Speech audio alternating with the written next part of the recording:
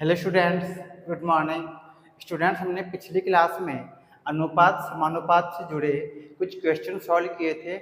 आज उसी क्रम को हम आगे बढ़ाएंगे और आज की क्लास में भी देखेंगे कि आय, व्यय और बचत इन तीनों में आपस में क्या संबंध होता है और इन्हें अनुपातों के आधार पर हम किस प्रकार से ज्ञात कर सकते हैं। ठीक है, देखिए इन तीनों में आय, व्यय और बचत इन तीनों में मुख्य होती है आय, क्योंकि आय जो होती है आपकी इनकम जो होती है उसी से हम बचत भी करते हैं और उसमें से ही हम खर्च भी करते हैं। ठीक है, देखिए अगर आपकी जो इनकम होगी उसी में से हम व्यय करते हैं, मतलब खर्च करते हैं।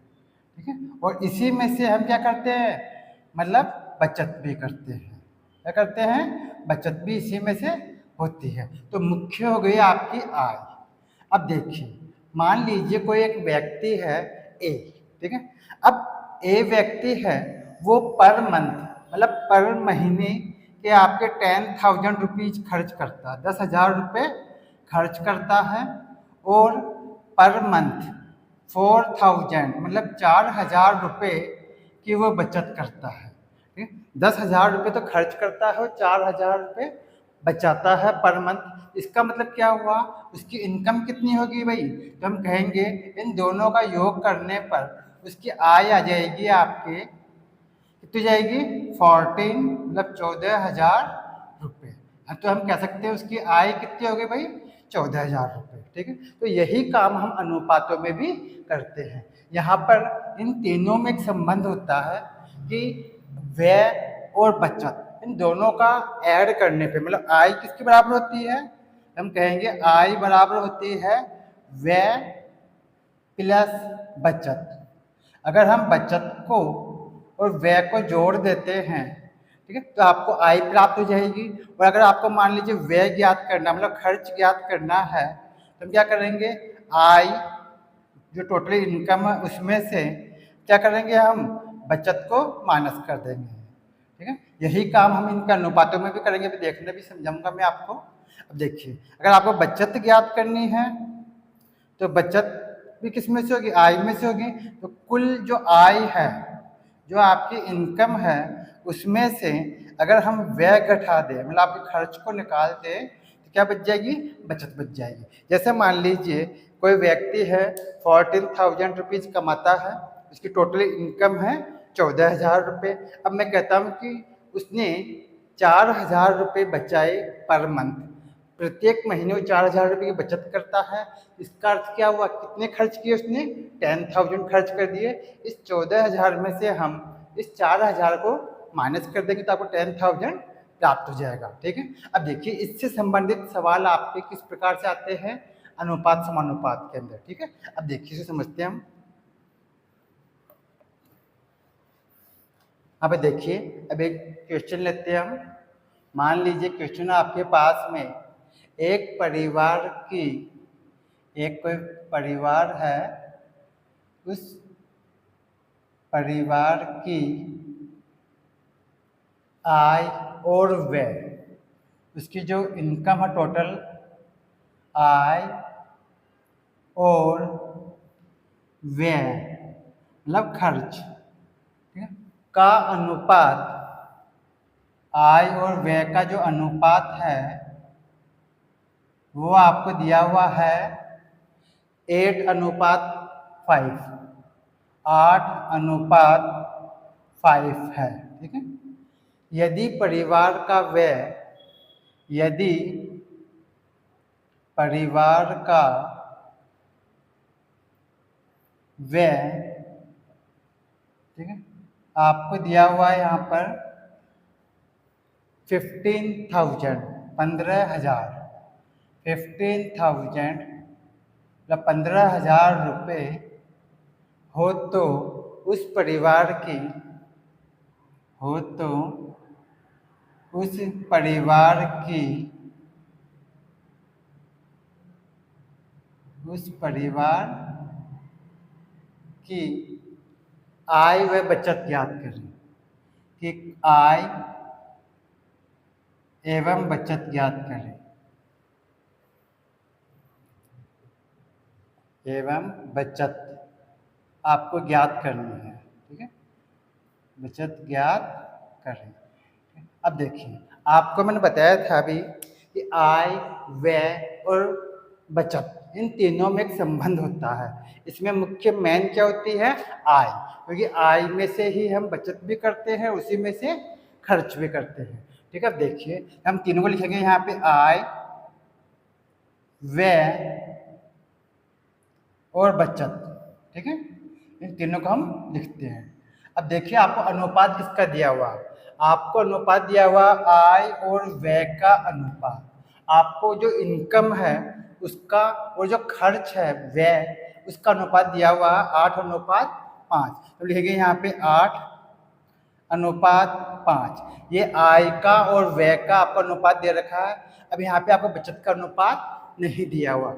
अब सीधी सी बात है, कोई व्यक्ति है या कोई परिवार है, अगर वो 8 रुपये कमाता है, अगर उसकी इनकम 8 रुपये है और वो अगर 5 रुपये खर्च करता है, सबसे छोटा मानिए, अगर 8 रुपये में से 5 रुपये खर्च करता है, तो सीधी सी बात है 3 रुपये उसने क्या की? बचत कर ली। क्या कर ली? बचत कर ली। तो यहाँ पे जो बचत का अनुपात है वो हम खुद ज्ञात करेंगे। यहाँ पे कैसे ज्ञात करेंगे? देखिए, लिखेंगे हम 8 - 5 यानी 3।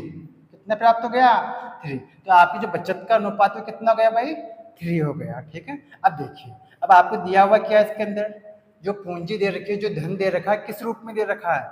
आपको जो धन दिया हुआ वो खर्च दे रखा है, मतलब व्यय दे रखा है। ठीक है, लिखेंगे परिवार का व्यय, ये आपको दिया हुआ है यहाँ पर, परिवार का आपको व्यय दिया हुआ है। ठीक है, यहाँ ध्यान देने वाली बात यह है कि आपको केवल कोई से भी इन तीनों में से 2 अनुपात ज्ञात होंगे, तीसरा अनुपात हम जोड़ करके या घटा करके ज्ञात करते हैं। मान लीजिए आपको व्यय और बचत का अनुपात दिया हुआ है, इन दोनों को ऐड करके मतलब जोड़ करके हम आय का अनुपात ज्ञात कर लेंगे। अगर आपको आय और व्यय का अनुपात दे रखा है, इन दोनों में घटाव करके हम बचत का अनुपात ज्ञात कर लेंगे। ठीक है, क्योंकि आप जानते हैं कि व्यय और बचत दोनों को जोड़ने में क्या आ जाएगी? आय आ जाती है। ठीक है, इस तरीके से। अब देखिए यहाँ पे परिवार का व्यय आपको दिया हुआ 15,000 मतलब 15,000 रुपये। ठीक है, अब देखिए आप क्या ज्ञात करना है? यहाँ पर आपको ज्ञात करना है परिवार की आय। तो लिखेंगे परिवार की आय, उसकी इनकम कितनी है भाई फैमिली की टोटल? देखिए यहाँ पे आय का जो अनुपात है कितना भाई? 8। कितना दिया हुआ? 8।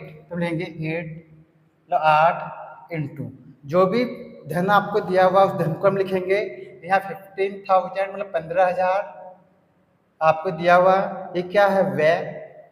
अब जिसकी पूंजी होती है मतलब जो धन होता है उसी का अनुपात हम नीचे लिखते हैं। मैंने आपको बताया था पिछली क्लास के अंदर भी कि जिस रूप में आपको धन दिया हुआ है उसी रूप में उसका अनुपात नीचे लिखा जाता है। तो ये आपको जो 15,000 रुपये दिए हुए हैं वो क्या है? परिवार का व्यय है। इसलिए यहाँ पे जो अनुपात है वो व्यय वाला काम में आएगा।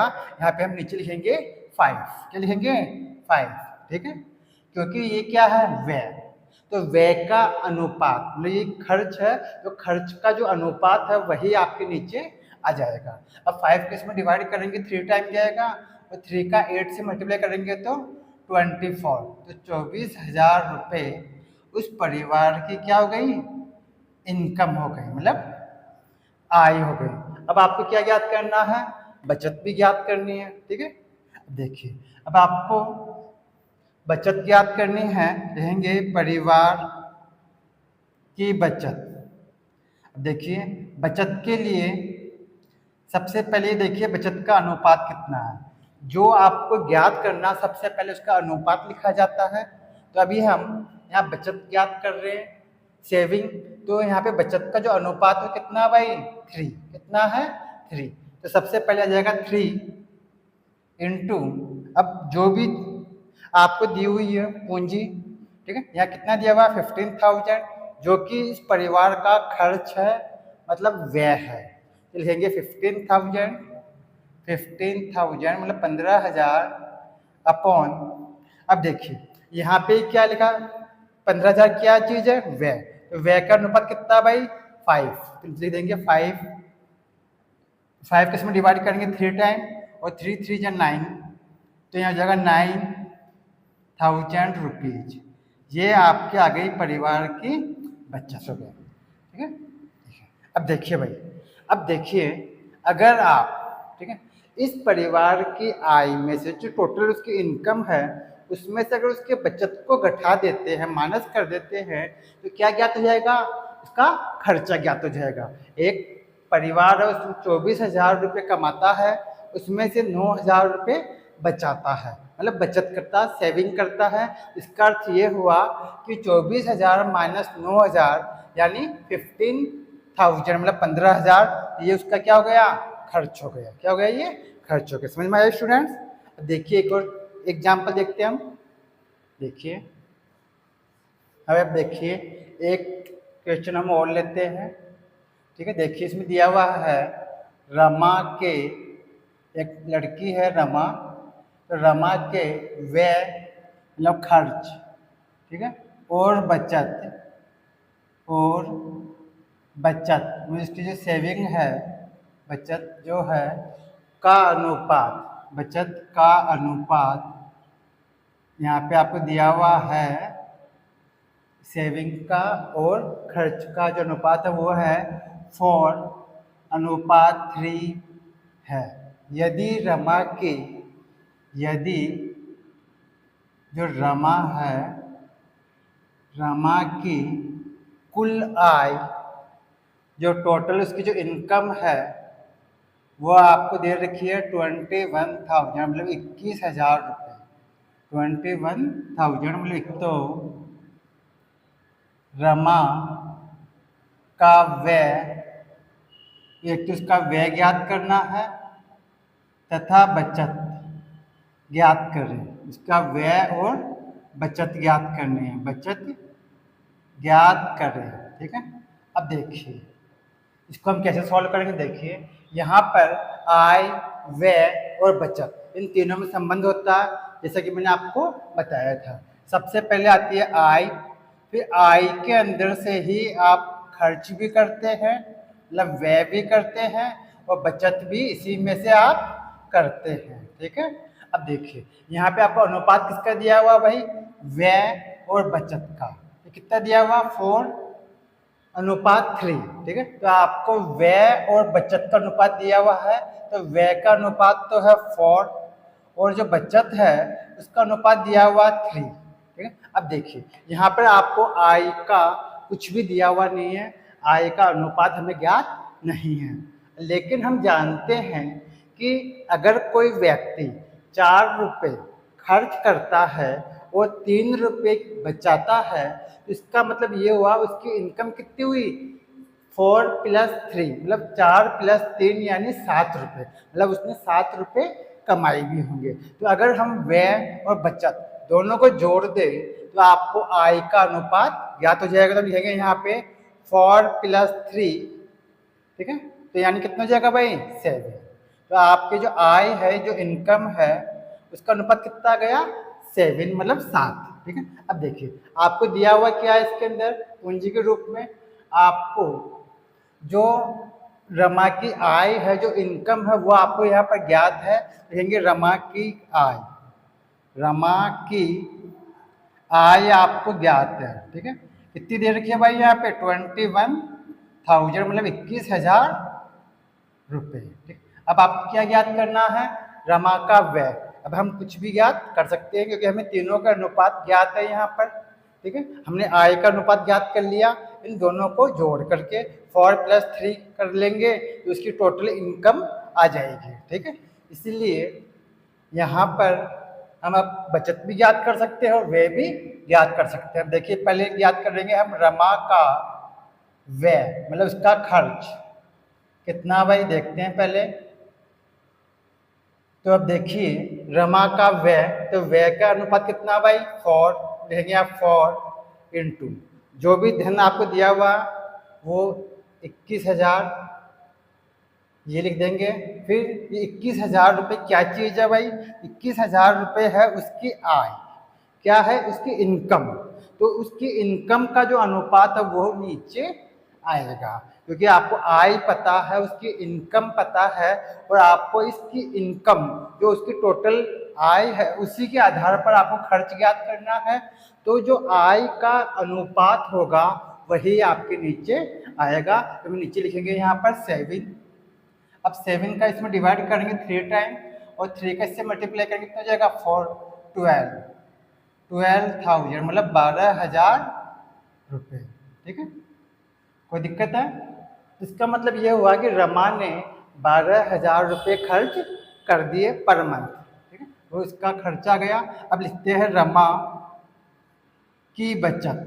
अब वो बचत कितनी करती है भाई वो भी देख लेते हैं। देखिए, अब देखिए बचत का अनुपात, तो यह बचत जो सेविंग है उसका अनुपात कितना भाई 3 मतलब 3। तो आपको बचत का अनुपात दे रखा 3 इंटू आपको उसकी आय दे रखी है 21,000। अब नीचे चूंकि ये हमने आय लिखी है इसलिए आय का अनुपात ही नीचे लिखा जाएगा। आय का अनुपात है यहाँ पे 7। ध्यान रखना जिसकी पूंजी जिस रूप में पूंजी होती है उसी का अनुपात नीचे लिखा जाता है। ठीक है, अब 7 का इसमें डिवाइड करेंगे 3 टाइम, और 3 का इससे मल्टीप्लाई करेंगे तो हो जाएगा 9,000 रुपये। ठीक है, इसका मतलब ये हुआ भाई कि रमा 12,000 रुपये तो खर्च करती है और 9,000 रुपये की बचत करती है। अगर इन दोनों का आप ऐड करोगे तो 12 और 9,000 को जोड़ने पे कितना प्राप्त होगा आपको 21,000, 21,000। तो ये 21,000 रुपये उसकी इनकम आ गई। ठीक है, मतलब टोटल इनकम हो गई 21,000। 21,000 में से रमा ने खर्च कर किया 12,000 और बचत कितनी की 9,000 की उसने बचत कर लिया। ठीक है स्टूडेंट, अब देखिए एक और क्वेश्चन देखते हैं। इसमें कोई भाग बचत करते हैं या खर्च करते हैं तो वो कैसे ज्ञात करते हैं। ठीक है, देखिए और देखिए क्वेश्चन और लेते हैं हम। ठीक है, देखिए आपके पास क्वेश्चन है ए अपनी आय का जो उसकी इनकम टोटल आय का 1/3 1/3 भाग बचत करता है, मतलब सेविंग करता है 1/3 पार्ट। ठीक है, बचत करता है और 15,600 रुपये 15,600 रुपीज इतने रुपए वो क्या करता है खर्च करता है, प्रति माह खर्च करता है, मतलब पर मंथ खर्च करता है, प्रति माह खर्च करता है। ठीक है भाई, ये उसका खर्चा दिया हुआ आपको पर मंथ का। ठीक है, अब आपको क्या करना तो ए की प्रति माह बचत ज्ञात करें। तो ए की प्रति माह बचत ज्ञात करें, आपको इसकी बचत ज्ञात करनी है। ठीक है, ए की बचत ज्ञात करें। अब देखिए इसे कैसे ज्ञात करेंगे हम, ध्यान समझना। यहाँ पे जो ए है वो अपने टोटल इनकम का 1/3 1/3 भाग बचत करता है। इसको हम ये कह सकते हैं कि ए की बचत, जो ए व्यक्ति है उसकी बचत किसके बराबर है, उसकी आय का 1/3 भाग। ठीक है, यानी 1/3 इंटू ए की आय, मतलब ए की आय जो इसकी इनकम है उसका अगर 1/3 पार्ट निकाल लिया जाए, 1/3 भाग ज्ञात कर लिया जाए तो उसकी बचत हमको ज्ञात हो जाएगी। सीधी सी बात यही हुई। इसका मतलब यही हुआ कि ए अपनी आय का 1/3 भाग बचत करता है, मतलब उस ए की जो आय है उसका 1/3 मतलब 1/3 जो हिस्सा है उसको ज्ञात करने पर उसकी बचत ज्ञात हो जाएगी। ठीक है, अब देखिए यहाँ पे जो ए की आय है इसको हम यहाँ बट्टे के रूप में कर लेंगे तो क्या हो जाएगा, इसको हम लिख सकते हैं ए की बचत अपॉन ए की आय बराबर हो जाएगा 1/3। ठीक है, ये यहाँ पे जो ए की आय है, ये यहाँ इसको अगर बट्टे के रूप में करें तो ये यहाँ मल्टीप्लाई में जरा किस में जाएगी, डिवाइड के रूप में जाएगी, या नीचे ले आएंगे इसको तो भिन्न के रूप में लिखेंगे हम। तो जगह ए की बचत अपॉन ए की आय इक्वल टू 1/3। तो यहाँ पे जो बचत है वो तो हो गई 1 और जो आय है वो हो गया 3, मतलब अनुपात के रूप में। तब देखिए यहाँ पर हम कह सकते हैं, यहाँ पर बचत और आय का अनुपात आपके हो गया, एक की बचत और आय का, तो बचत का अनुपात तो हो गया 1:1 और जो आय है उसका अनुपात कितना हो गया 3। अब सीधी सी बात है, जब बचत और आय आपको ज्ञात हो गई, इसका अनुपात आपको ज्ञात हो गया, इसका हम व्यय ज्ञात कर सकते हैं। व्यय कितना हो जाएगा, इसका व्यय हो जाएगा मतलब खर्च हो जाएगा, 3 रुपये कमाते हैं 1 रुपये बचाते हैं, तो इसका मतलब क्या हुआ, खर्च कितना हुआ 2 रुपये। तो ये लिखेंगे यहाँ पर 3 - 2 1 यानी 2। तो आपकी जो व्यय है वो हो गया 2 रुपये। ठीक है, अगर इनकम 3 रुपये है, बचत अगर आप 1 रुपये की करते हो तो खर्च कितना हुआ भाई, सीधी सी बात 2 रुपये। 2 रुपये आपने खर्च किए। ठीक है, अब ये आपके आय व्यय और बचत का क्या हो गया, अनुपात। आपने बचत आय और व्यय इन तीनों का तो आपने अनुपात ज्ञात कर लिया। अभी देखिए आपको जो राशि दी हुई है, जो आपको धन दिया हुआ है, तो किस रूप में दिया हुआ है, तो हम देखेंगे यहाँ पर तो ये 15,600 मतलब 15,600 रुपये, ये क्या चीज़ है भाई, उसका खर्च है। किसका, ए का। देखेंगे यहाँ पर ए का खर्च, ए का खर्च मतलब व्यय आपको दिया हुआ है। यहाँ पर व्यय दिया हुआ है, कितना दिया हुआ 15,600, ये ए का खर्चा है मतलब इसका व्यय है। अब आपको ज्ञात क्या करना है भाई, आपको ए की प्रति माह बचत ज्ञात करनी है, मतलब प्रत्येक महीने कितने रुपए की बचत करता है। ठीक है, रहेंगे ए की बचत, ए की बचत कितनी होगी भाई, देखिए सबसे पहले जो भी आपको ज्ञात करना उसका अनुपात लिखा जाएगा। यहाँ पे आपके बचत ज्ञात करनी है, तो बचत का जो अनुपात है वो कितना भाई 1, लिखेंगे 1 इंटू जो भी राशि, जो भी धन आपको दिया हुआ, जो भी मनी आपको दी हुई है वो, यहाँ 15,600 रुपये आपको धन दिया हुआ है जो कि ए का खर्च है मतलब उसका व्यय है, लिखेंगे 15,600। ठीक है, अपॉन अब जिस रूप में धन दिया हुआ है उसी का अनुपात हम नीचे लिखते हैं। तो यहाँ पे जो दिया हुआ 15,600 ये क्या है, व्यय है मतलब खर्च है ए का। तो यहाँ पे ए का जो अनुपात है व्यय का जो अनुपात होगा वही नीचे आएगा। तो यहाँ पे व्यय का जो अनुपात है वो कितना भाई 2, तो नीचे आएगा 2। ठीक है, क्यों, क्योंकि ये क्या है, खर्च है, इसलिए अनुपात भी खर्च वाला ही आएगा। तो 2 का इसमें डिवाइड करेंगे, यह हो जाएगा 7, यहाँ बचेगा 1, यहाँ हो जाएगा 8 और फिर 2 0 की 2 0 मतलब 7,800 रुपीज। ये आप इसकी क्या गई बचत, ये एक की बचत आ गई। ठीक है भाई, इस तरह से हमने बचत ज्ञात के लिए 7,800 रुपये और खर्चा आपको पता है ही। अगर इन खर्च को और बचत को हम जोड़ देंगे तो उसकी कुल आय भी ज्ञात हो जाएगी। अगर आपको आय भी ज्ञात करनी हो तो अनुपात के आधार पर तो हम सबसे पहले आय को लिख देंगे 3 इंटू 15,600 अपॉन 2।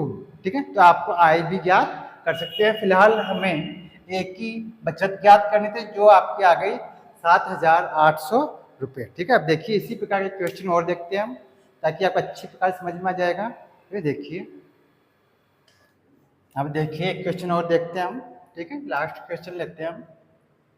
इसमें दिया हुआ है रवि, एक लड़का है रवि, वो अपनी आय का, उसकी जो इनकम है अपनी आय का 3/5 3/5 भाग 3/5 भाग खर्च करता है मतलब व्यय करता है। खर्च करता है। ठीक है भाई, खर्च कर दिए 3/5 भाग। यदि उसकी बचत, यदि उसकी जो बचत है, ठीक है, वो है 6,000 रुपये। कितने रुपये? 6,000 रुपये वो बचाता भी है। 6,000 रुपये है, ठीक है। हो तो रवि की, आपको रवि की आय और व्यय, ठीक है, मतलब रवि की आय और खर्च मतलब व्यय ज्ञात करना है। ठीक है, मतलब व्यय ज्ञात करें। ठीक है, अब देखिए यहाँ पर आपको दिया हुआ है कि रवि अपनी आय का, उसकी जो इनकम है उसका 3/5वां भाग खर्च करता, मतलब व्यय करता है। इसको हम इस तरह लिख सकते हैं, हम लिख सकते हैं इसको रवि का व्यय मतलब खर्च बराबर है 3/5 इंटू उसकी आय, रवि की आय। अगर उसकी आय का 3/5वां भाग ज्ञात कर ले तो उसका व्यय हमें ज्ञात हो जाएगा। अब इसको हम अनुपात के रूप में लिखेंगे। अगर भिन्न के रूप में लिखे, कैसे लिखा जाएगा भाई? हम कह सकते हैं रवि का व्यय, रवि का जो व्यय है वो, और जो उसकी आय है, रवि की आय, इनका अनुपात क्या हो गया भाई? इसका अनुपात हो जाएगा 3/5 मतलब 3/5। इसको हम इस प्रकार से लिख सकते हैं। अब देखिए इसको क्या लिखेंगे हम। यहाँ पे आपको दिया हुआ रवि की व्यय, और यहाँ पे दिया हुआ आपको आय, इसका आपको अनुपात ज्ञात हो गया। यहाँ पे व्यय कितना भाई? 3, और आय कितनी है भाई? 5। सीधी सी बात है, जब आपको व्यय और आय का अनुपात ज्ञात हो गया तो हम बचत का अनुपात भी ज्ञात कर सकते हैं, क्योंकि जितनी आपकी आय है उसमें से जो आपने खर्च कर दिया उसको घटाने पर जो बचेगा, क्या बचेगी? उसकी बचत बचेगी, तो मतलब सेविंग बचेगी। तो लिखेंगे यहाँ पे बचत। तो उसकी बचत का अनुपात कितना होगा? उसकी बचत हो जाएगी 5 - 3 यानी 2। तो बचत का अनुपात आपके पास आ गया 2। ठीक है भाई, आपको व्यय और आय इसका अनुपात पता है 3/5, तो बचत का अनुपात हम ज्ञात कर सकते हैं उसकी जो भी आय है उसमें से व्यय को घटा करके। ठीक है, अब देखिए, अब आपके पास तीनों अनुपात आ गए। अब देखिए आपको यहाँ पर उसकी बचत दी गई है। वैसे वास्तव में क्वेश्चन के अंदर आपको उसकी बचत ज्ञात है, लिखेंगे यहाँ पे रवि की बचत, जो कि आपको ज्ञात है। रवि की बचत, उसकी जो सेविंग है वो कितनी दे रखी है भाई? 6,000 मतलब 6,000 रुपये, यह उसकी बचत आपको ज्ञात है। अब देखिए आपको ज्ञात क्या करना है?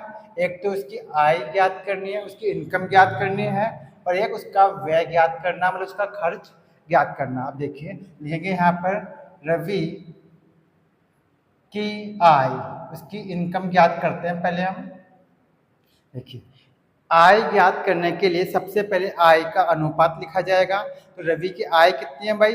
5। सबसे पहले लिखेंगे 5, ठीक है, इंटू जो भी पूंजी, चाहे वो आय के रूप में हो, चाहे बचत के रूप में हो, या खर्च मतलब व्यय के रूप में, खर्च के रूप में हो, वो पूंजी यहाँ पे कितनी है?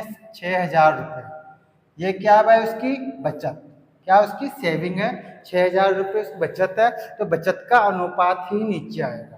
ठीक है, जो पूंजी जिस रूप में आपको दी गई हो उसी का अनुपात हम नीचे लिखते हैं। तो यहाँ पे रवि की बचत आपको ज्ञात है, इसलिए बचत वाला जो अनुपात है 2, वही आप नीचे लिखेंगे। 2 का इसमें डिवाइड करेंगे, कितने टाइम जाएगा? 3,000, और 3 का इससे मल्टीप्लाई करेंगे, कितना गया? 50। कहेंगे 15,000 रुपये, मतलब 15,000 रुपीज। ये तो आ गई भाई उसकी आय, इनकम। रवि ने कमाई कितने? 15,000 रुपये। ठीक है, अब उसका खर्च, रवि का खर्च, रवि का व्यय भी आपको ज्ञात करना। देखिए रवि के व्यय का अनुपात कितना भाई 3। यहाँ पे जो व्यय है खर्च जो है उसका अनुपात कितना 3 लिखेंगे। यहाँ पे 3 इंटू 6000 मतलब 6000 अपॉन 2, क्योंकि ये क्या है बचत है तो बचत का अनुपात ही नीचे आएगा। यहाँ भी हम 2 का डिवाइड करेंगे इसके अंदर 3 टाइम, और 3 से मल्टीप्लाई किया कितना हो गया 9,000 रुपये। ये आ गई रवि का खर्च। ठीक है, ये रवि का खर्चा गया। सीधी सी बात है, रवि ने 15,000 रुपये कमाए, उसमें से 9,000 रुपये उसने खर्च कर दिए। तो 15,000 में से अगर आप 9,000 माइनस करेंगे, घटाएंगे, तो आपको 6,000 रुपये की बचत प्राप्त हो जाएगी। इसका मतलब क्या हुआ, हमारा क्वेश्चन एकदम ठीक है। तो स्टूडेंट्स, मैं समझता हूँ आपको समझ में आया होगा। नेक्स्ट क्लास में हम फिर मिलेंगे इसी टॉपिक को आगे बढ़ाते हुए, ठीक है, नए टॉपिक के साथ। नमस्कार।